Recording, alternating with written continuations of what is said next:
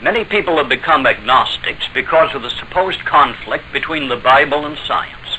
In truth, there is no conflict at all between a correct translation of the Bible and really proven science, not just unproved theories. One of these supposed conflicts is between the fact that science knows that human beings have lived on the earth far longer than the few thousand years covered by the Bible, and the common belief that the Bible says that Adam was the first man. But the truth is that the Bible nowhere says that Adam was the first man. Yes, I know that most of the preachers say that, but the Bible does not say it. It merely says that Adam was the first man of a new white race. The many mistranslations in the King James Version obscure much of the truth. For example, Genesis 1, verses 1 and 2. In the beginning, God created the heaven and the earth was without form and void, as though God made it all a complete mess. In the Hebrew, however, it says, now the earth had become chaotic and empty. For example, see Rotherham's Emphasized Bible. That is, some early catastrophe had wrecked the earth, which was not without form and void before that. This was a judgment of God on earlier civilizations for their wickedness. Jeremiah 4, verses 23 to 27 gives us a vision of it. I beheld the earth, and lo, it was without form and void, and the heavens, and they had no light. I beheld the mountains, and lo, they trembled, and all the hills moved lightly. I beheld, and lo, there was no man, and all the birds of the heavens were fled. I beheld, and lo, the fruitful place was a wilderness, and all the cities thereof were broken down at the presence of the Lord and by his fierce anger. For thus hath the Lord said, the whole land shall be desolate, yet will I not make a full end. Therefore we do find buried ruins of cities older than Adam, and skeletons which can be dated by the carbon-14 process as many thousands of years older. But the Bible tells us about this. Next, the Bible tells the creation of men in the plural in Genesis 1, verses 26 to 28, saying, male and female created he them. And God told these people, be fruitful and multiply, and replenish the earth. Plenish is an obsolete English word meaning to fill, and you cannot replenish what was never plenished or filled before. But in the next chapter, Genesis 2, we find the Adam in the singular created. The Hebrew word Adam, rendered Adam in the English, is from a root word meaning to be of a ruddy complexion, showing blood in the face. A word obviously not applicable to the dark races, which we also know from scientific evidence to be much older than the white race. And when the Bible is speaking of the particular man, Adam, who was created in Genesis chapter 2, it always says the Adam. Bible scholars know that Genesis 3, verse 20, and Adam called his wife's name Eve because she was the mother of all living, is a forgery, a later interpolation which was not in the earlier manuscripts. For example, see Moffat's translation. In Genesis 3, verse 3, when Eve tells Satan that God has said that they must not touch the fruit of the tree of good and evil, the word there translated touch is the Hebrew word noga, meaning to lie with, to have sexual intercourse with, which plainly shows that these were people and that there were other people in the world at that time. The fourth chapter of Genesis records the birth of Cain and Abel. In the Hebrew, the wording suggests that they were twins. No other child of Eve is mentioned until the birth of Seth, when Adam was 130 years old, certainly long after the birth of Cain and Abel, which most scholars say was over a century earlier. Yet, when Cain killed Abel, and in punishment was driven out of the land, he complained to God that anyone that findeth me shall slay me. That's Genesis 4, verse 14. Also, Genesis 4, verse 17 records that upon being sent away, Cain found in the land to which he went many other people, because he not only married a wife, but found enough people there to build a city. These were the pre-Adamite races mentioned in the latter part of Genesis chapter 1. The Garden of Eden was not a plantation of ordinary trees and shrubs. God did nothing so foolish as to make a special creation just to have a man to wield shovel and pruning shears, when he already had millions of pre-Adamite peoples available for that sort of work. We are told that the Garden of Eden contained the tree of the knowledge or experience of good and evil. Now, no tree of the forest has any knowledge or experience of either good or evil. And the 31st chapter of Ezekiel says, "Behold, the Assyrian was a cedar in Lebanon, with fair branches and a shadowing bough, and of a high stature.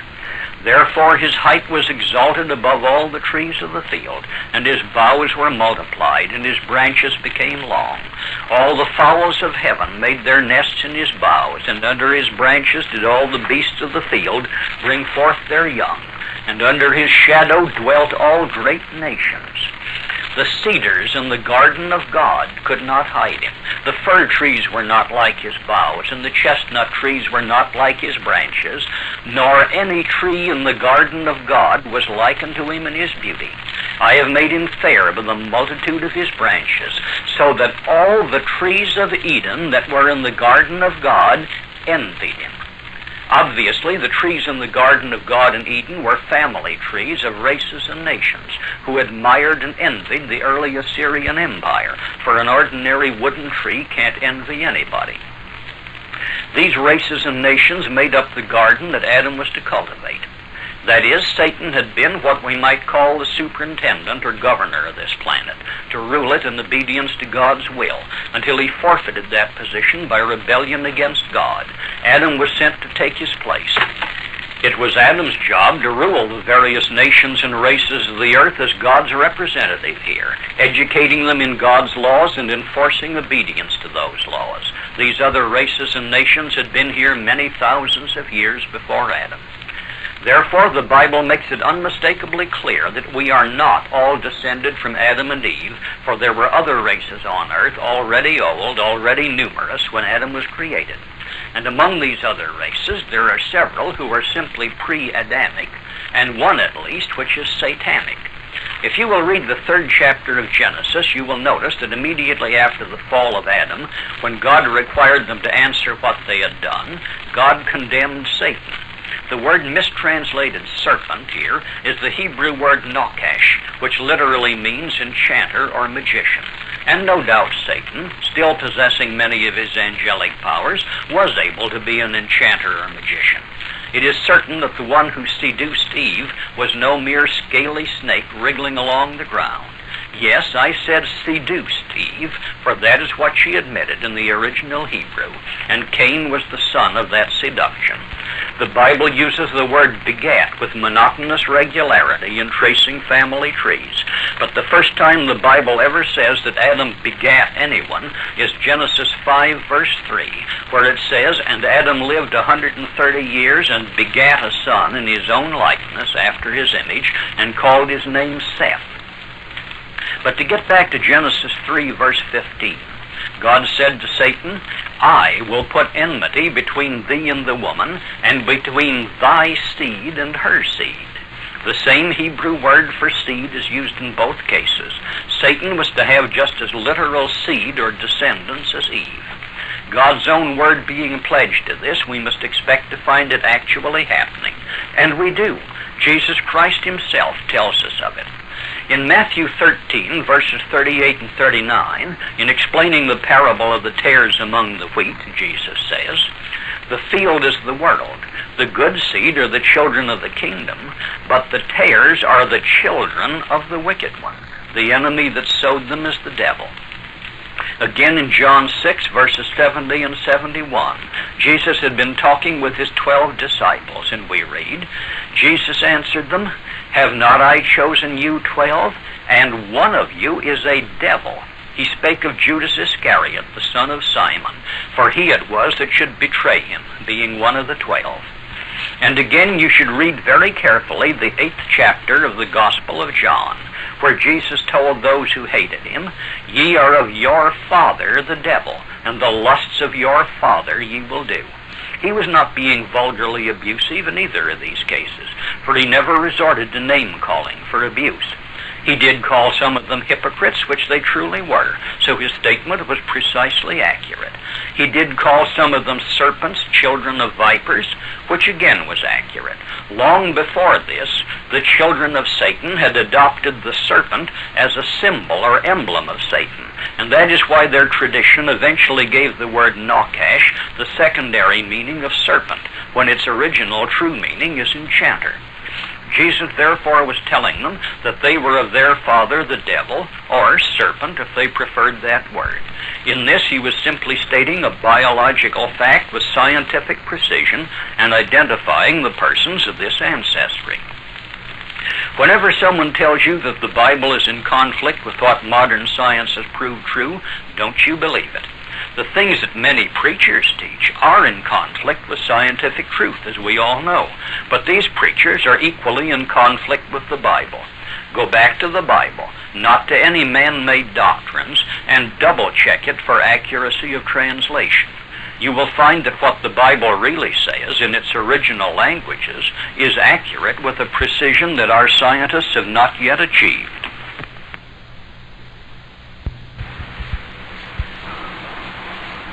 This is Bertrand L. Comparet, and I have a few things in my mind about which I'd like to talk to you. The first of these is the fact that contrary to what is taught in most churches, Noah's flood was not worldwide.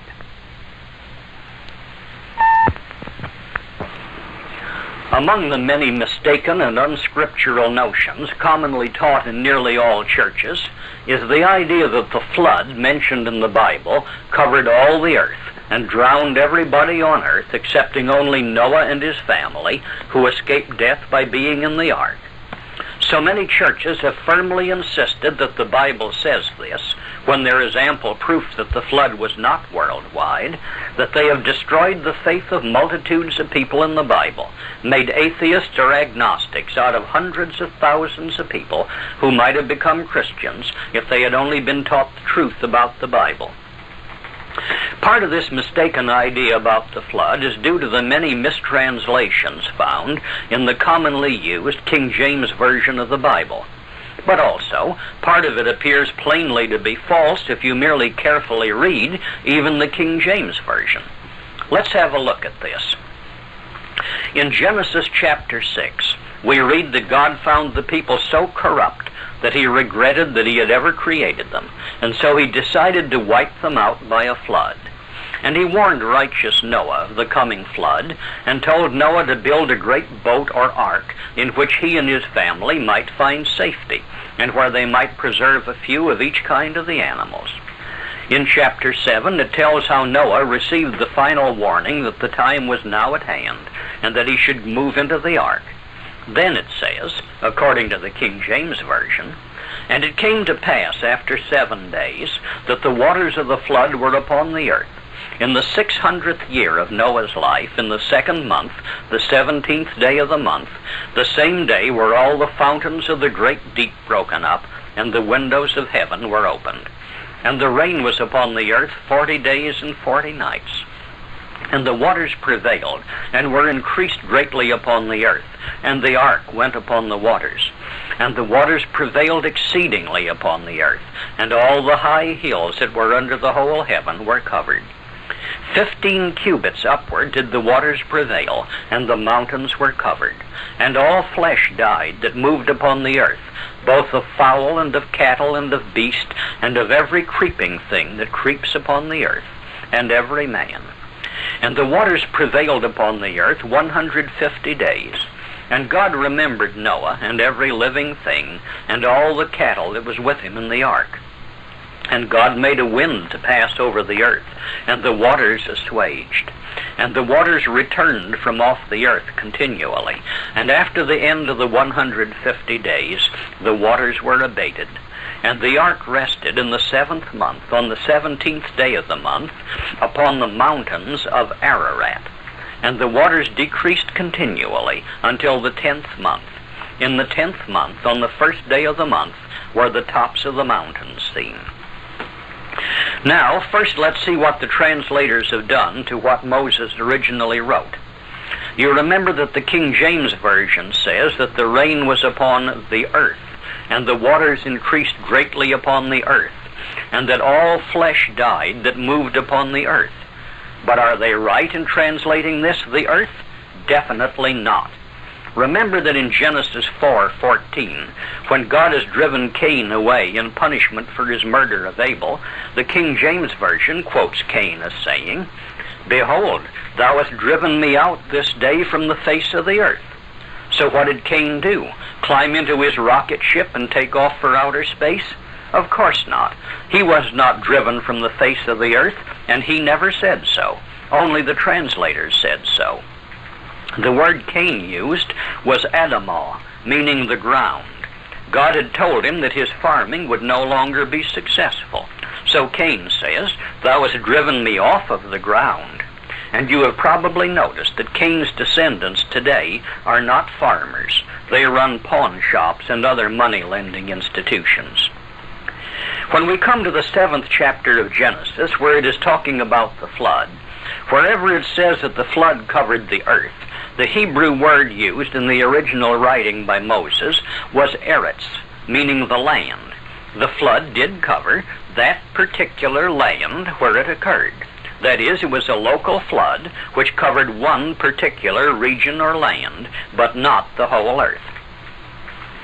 Again, notice that it specifies that 15 cubits upward did the waters prevail, and the mountains were covered. In ancient times, two different lengths of the cubit were in use. The Hebrew sacred cubit of 25 inches and the common cubit of 20 5/8 inches. Therefore, the waters rose above the tops of the mountains of which it is speaking by either 25 feet 9 inches or 31 feet 3 inches, according to which cubit you use. If this meant that all the mountains on earth were covered, the waters would have to cover Mount Everest, which is nearly 6 miles high. Therefore, all the earth would be covered by water 6 miles deep. In that case, where could it have run off to when the flood subsided? No, I don't mean that the Bible was that badly mistaken. Only the translators made this mistake, because they took a Hebrew word, eretz, which means that land, and mistranslated it to mean the whole world. A little later, we shall look over the evidence which proves where that land was. But if the whole earth was covered by 6 miles of water, then all the nations must have been completely exterminated. Yet Babylonian, Egyptian, and Chinese history runs right through this period without a break. The Bible gives the date of Noah's flood as commencing in 2345 BC and ending in 2344 BC. In Lower Sumer, later called Chaldea, and which occupied the same plains of Shinar to which Noah's family journeyed after the flood, the city of Ur of the Chaldees was the leading city from about 2400 BC until about 2285 BC, and its history is not broken by any flood in this period. Farther to the north, Babylon was rising to power from about 2400 BC on, and reached a great height of civilization under the famous King Hammurabi, who lived at the same time as the Hebrew patriarch Abraham, about 2250 BC.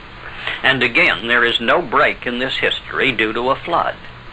In Egypt, the 11th dynasty began to reign about 2375 BC over a great and powerful nation. The 11th dynasty ruled Egypt to about 2212 BC, and were followed by the 12th dynasty, which ruled to about 2000 BC. There was no break in the 11th dynasty at the time of Noah's flood, 2345 BC, and the nation continued to be large and powerful throughout this period. Reasonably accurate history of China begins nearly 3000 BC. The Shu King, the historic record of China, shows that King Yao came to the throne in 2356 BC, 11 years before the start of Noah's flood, and that he ruled China for many years after the flood. During the reign of King Yao, the Shu King reports that the Huanghe River, which drains mountains and a great basin in Xinjiang province, had excessive floods for 3 generations. Here again, there was no break in history. The Chinese nation was not wiped out, but its own records show that it continued in existence right through the period of Noah's flood. Therefore, the Bible is correct in stating that the flood covered only Eretz, that land, and that the translators are wrong when they change the meaning of what Moses really wrote in the 7th chapter of Genesis and say that the flood covered all the earth. This leaves us ready to inquire where the flood did occur. For this, we will have to start with Adam and Eve and trace where they and their descendants went. They started out in the Garden of Eden. Genesis 2, verses 10 to 14 tells us that a river went out of Eden, and this river divided into 4 streams. It names these 4 rivers, Pison and Gihon, neither of which can be identified among the rivers existing today, and Hiddekel, which is the ancient name of the Tigris River, and Phrath, the ancient name of the river Euphrates. The Tigris and Euphrates rise in what is today extreme southeastern Turkey, a little north of modern Iraq. Making some allowance for the fact that many rivers have changed their courses considerably in the course of several thousand years, this still places the Garden of Eden at the northern end of ancient Akkad. When Adam and Eve were driven out of the Garden of Eden, Genesis 3, verse 24 tells us that God placed cherubim with a flaming sword at the east side of the Garden of Eden to keep Adam and Eve from returning and having access to the tree of life. If this guard was to accomplish anything, it must have been placed between Adam and the Garden of Eden. So we see that Adam and Eve were driven out to the eastward. From Eden, Adam's course would naturally have led him across northern Iran, around the southern end of the Caspian Sea, into what was formerly called Chinese Turkestan, and today is known as Xinjiang Province, in the extreme west of China. In the southern part of Xinjiang, there is a great basin rimmed by high mountains on all sides, but with an outlet on the eastern end of it, through the mountains where the headwaters of the Huanghe, the Yellow River, rises. This basin is today nearly all desert, but it bears the evidence of a fertile and heavily inhabited past. Explorers have found ruins of ancient cities uncovered by the drifting sands of the desert. Also, the known geological structure shows that in ancient times, at least, beneath this desert lay an enormous underground natural reservoir, great caverns filled with water, the same geological structure which furnishes artesian water in many parts of the world today. These underground reservoirs were covered by waterproof layers of rock, which kept the waters beneath from overflowing out on the land surface above them. In this mountain-rimmed basin, which was then a fertile, well-populated land, Adam and Eve, or at least their descendants of a few generations later, settled. You who listen to our program already know that Adam was not the first man. He was only the first man in the present white race. Adam and Eve found this land to which they had come already populated by an Asiatic people, among whom they had to live. Through the following generations, the inevitable happened. Wherever there is integration, then intermarriage and mongrelization of the races follows. But if God had no purposes in mind which could not be properly served by the Asiatic and Negro races, there would have been no reason for him to create Adam. Neither could the purposes which Adam and his descendants were intended to serve be fulfilled by a mongrelized race. The consequences of this mongrelization are described in Genesis 6, verse 5. And God saw that the wickedness of man was great in the earth, and that every imagination of the thoughts of his heart was only evil continually. Again, we find that the word there mistranslated earth is the Hebrew word eretz, which means only the land, that particular land. And there is reason for using that Hebrew word, for this was the place where integration and mongrelization had taken place, with its degenerative effects as compared to the qualities possessed by each race separately. We find confirmation of this in the reason why God spared Noah. In Genesis 6, verse 9, your King James Version of the Bible tells you that Noah was perfect in his generations, a meaningless phrase. When anything in the King James Version of the Bible fails to make good sense, it is a sign that you should go behind the mistranslation and see what the words were in the original Hebrew or Greek. The word here translated generations was the Hebrew word Toledo, which means ancestry. That is, Noah was perfect in his ancestry, a thoroughbred, not a mongrel. Noah and his family were the last remaining pure-blooded Adamites in the world. Therefore, God needed to save them to carry out the purposes he had planned for the Adamic people. The mongrelized people among whom Noah and his family lived must be removed, else they would be a trap which would eventually lead to the complete end of the pure-blooded Adamites. Have we any other evidence to support our view that this was the region where Adam and Eve and their descendants settled? Yes. Remember that Adam and Eve were driven out of Eden to the eastward. Later, when Cain murdered Abel, and as a punishment was banished from the land where Adam and Eve lived, Genesis 4, verse 16 tells us that Cain went out from the presence of the Lord and dwelt in the land of Nod on the east of Eden. The Hebrew word Nod means wandering. That is, in the upper Tigris and Euphrates valleys at the north of Eden, these rivers were running swiftly downhill from their mountain sources. Therefore, they cut themselves deep channels in the ground. And even today, we can find the traces of the ancient diversion dams built by the ancients to raise the water level up close to the surface of the ground so they would not have to pump it so high to get it into their irrigation canals. But further to the south, in the lower Tigris and Euphrates valleys, where the slope was no longer steep, the accumulation of silt picked up of the rivers where they ran swiftly was now settling to the bottom of the riverbeds, constantly raising the level, so that every high water season the rivers overflowed their banks and flooded the valleys, exactly the same as we have had in our own Mississippi Valley.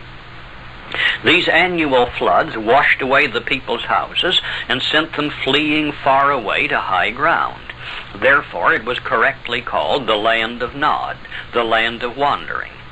Here Cain settled and taught the people to build high dikes along the river banks, just as we have done along the banks of the Mississippi River. This enabled them to stop the annual floods, so they could now build permanent cities of good houses in the lower Tigris and Euphrates valleys, the land then called by its own inhabitants Sumer, and later called Chaldea. In a very few places, the Bible calls it the plain of Shinar. That is, Cain went back westward from where Adam and Eve lived. It was thus that Cain started his great empire. Yes, Cain is a well-known historical character, not found only in the Bible, but he is known in history under another name. He established an empire which extended from the Persian Gulf to the Mediterranean Sea, and even took in some of the larger islands in the Mediterranean Sea. Someday I'll tell you about Cain and his empire, but that's another story. Another bit of evidence is found in Genesis 11, verse 2, which tells us that after the flood, Noah's descendants journeyed from the east until they came to the land of Shinar. Therefore, they must have come from some place east of the Tigris and Euphrates valleys. And the only place where such a flood as the Bible describes could have occurred, eastward from the Tigris and Euphrates valleys, is this mountain basin in Sinkiang, which I have been talking about. Another bit of evidence is found in the high water mark found in many places along the mountains which rim this basin, showing that at one time this basin was a lake extending to this well-marked shoreline. The mountains which rim this valley were not fully covered, for many of them range from 16,000 to 25,000 feet in height, and one even rises more than 28,000 feet. But within the basin are several smaller mountains which could be fully covered by a flood held within the higher rim of the valley. In short, this basin, through which flows the Tarim River, and which is sometimes known as the Tarim Basin in southern Sinkiang, is identified as the site of Noah's flood. In your King James Version, Genesis 7, verses 11 and 12 read, "In the 600th year of Noah's life, in the 2nd month, the 17th day of the month, the same day were all the fountains of the great deep broken up, and the windows of heaven were open. And the rain was upon the earth 40 days and 40 nights. More careful translation makes clear what really happened. In Moffat's Modern English Translation we read, "The fountains of the great abyss all burst, and the sluices of heaven were opened." In Smith and Goodspeed's American Translation it says, "The fountains of the great abyss were all broken open, and the windows of the heavens were opened." That is, a great earthquake broke up the waterproof layer of rock over the immense water-filled abyss or cavern beneath this Tarim Basin, causing the floor of the valley to settle, and allowed an enormous underground reservoir to overflow and to submerge the valley floor. The great earthquake in the Himalaya Mountains about 10 years ago produced similar effects in some places. Of course, the 40 days of torrential rains added to the flood. This filled the valley high enough to submerge the low mountains which were inside the valley. This is exactly as Genesis 7, verses 19 to 20 says. Don't be misled by the mistranslation, "All the high hills that were under the whole heaven were covered." The word mistranslated heaven is merely the Hebrew word shameh, meaning the sky.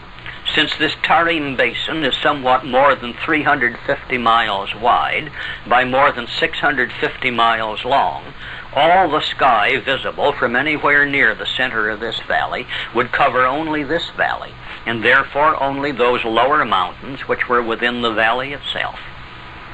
But what about Genesis 8, verse 4, reading, "And the ark rested in the 7th month, on the 17th day of the month, upon the mountains of Ararat." Sometimes failure to translate can be just as misleading as outright mistranslation. Most people understand this to mean Mount Ararat in Armenia, some 1,600 miles west of the Tarim Basin. But this is not what the Bible says. First of all, note that it says mountains of Ararat, mountains being in the plural, while Mount Ararat in Armenia is only a single peak. But Mount Ararat in Armenia was known until comparatively recent times as Mount Massis, and nobody had ever heard of it being called Mount Ararat in Bible times. Furthermore, the Hebrew word Ararat means only the tops of the hills. Therefore, correctly translated, Genesis 8 verse 4 merely says that the ark came to rest upon the tops of the high hills, some of the lower mountains which were within the Tarim Valley. A recent newspaper report mentions an expedition equipped with the latest electronic equipment which is going to Mount Ararat in Armenia to find the ark, and which will melt the ice which covers the ark by coating it with black powdered carbon. But they won't find Noah's Ark, for it is not there. Several expeditions have gone to this Mount Ararat to find the Ark, and some of them got within sight of a mast on the side of a mountain, which from that particular point of view looked to be shaped somewhat like a ship. That point has been very carefully inspected from the air by airplanes flying over it very close, and it has proved to be nothing but a ledge of rock, which does give a silhouette shaped like a ship when seen from the right direction. I needn't mention the many places, such as the Grand Canyon and so forth, where similar ship rocks can be seen, and none of them are Noah's Ark. So when we carefully examine the whole affair and correct the mistranslations, we find there is no conflict between what the Bible really says and either science or history. In fact, there never is any such conflict. It is only the preachers who find themselves contradicted by either science or history. And that is only because they either won't take the trouble to find out what the Bible really says, or because they have made the mistranslation a supposedly sacred church doctrine, and now they are stuck with it. Don't let any church shake your faith in the Bible. The Bible is always right, even if the churches are often wrong.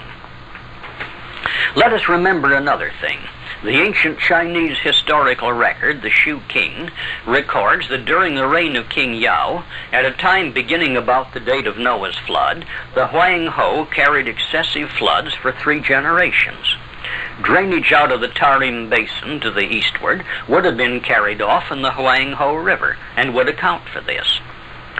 Now we come to another false doctrine taught in many churches, that since nobody survived in all the earth except Noah and his family, everybody now living is a descendant of Noah and related by blood, no matter what race they belong to.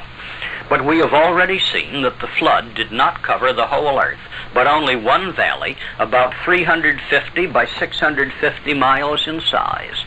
The Chinese history was not interrupted by it, although they do record purely local floods in the Huang Ho Valley, where the waters were draining off.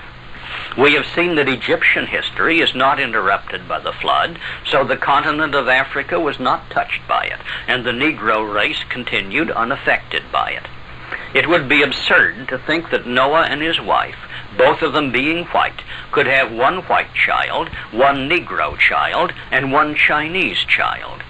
Remember that in Genesis 1, verses 11 to 25, when God created the world and its inhabitants and made the laws governing their reproduction, He did not make it absurd chaos with whales giving birth to cattle and fish hatching out of birds' eggs.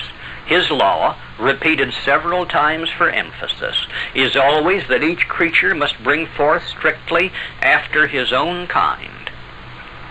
The churches which teach this false doctrine of everybody being descended from Noah never got it out of the Bible, that is, in any true translation of the Bible.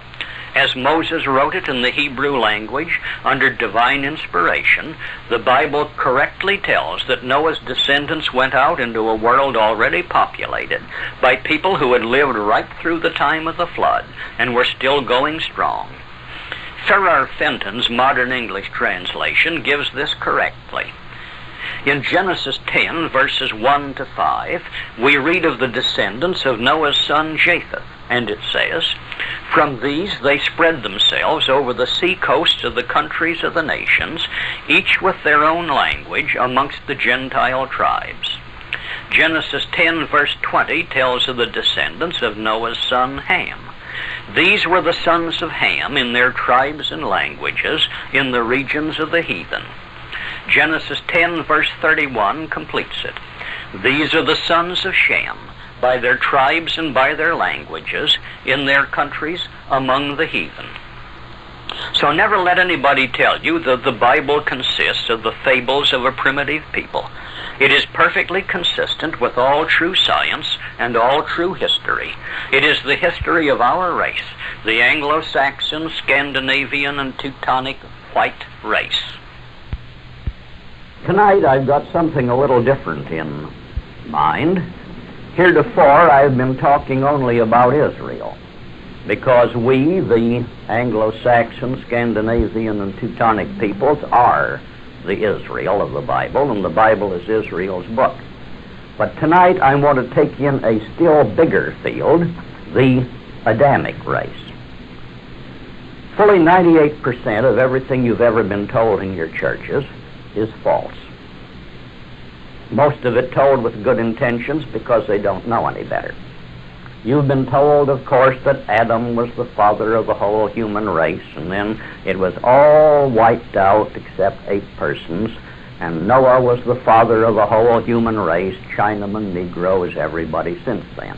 The Bible never makes any such statement, but the preachers do. They've made a church doctrine and they're stuck with it. Adam was not the first human being, and the Bible never says he was. Now, the Bible uses 3 different words that have been indiscriminately translated man in most of your Bibles. There is the word ish, which literally means a male person, and also it means a husband, and it can be used correctly of a man of any race. Then the Bible uses the word, in the Hebrew, the word enosh, which literally means mortal, and it has a general connotation of a most unfavorable sort, weakness morally as well as physically. That is not used of God's people Israel or even the real Adamic race. Now the third word, the Hebrew word Adam, which has been anglicized into Adam, its root meaning is of a ruddy, fair complexion, which, as you can see, leaves the dark races out. Now, we find skeletons of other races so old that they're even fossilized when it comes to the Turanian or Mongoloid race. Some of them have been estimated as around 600,000 years old. Well, that's only a guess, of course, and assume they're wrong by 200,000 years either way. It's still a long time before the Adam of the Bible. Identifiably Negroid skeletons have been found that can be dated by some of the radioactive processes as approximately 70,000 years old, which again is way before the time of the Bible's Adam. There are over 27,000 places in your commonly used King James Version of the Bible where it is mistranslated. I have my own private theory that there is some sub-basement of hell heated especially hot for the translators. But then that's my own personal theory, and I can't quote you a Bible verse on it. But these truths have been concealed until a few scholars in recent times started digging back into the original languages to see what it said. In the first chapter of Genesis, it starts out, in the beginning, God created the heavens and the earth, which is correct. No date is given. 15 minutes ago, 15 billion years ago, anything you want to read into it, no date is given. Then your King James Version says, and the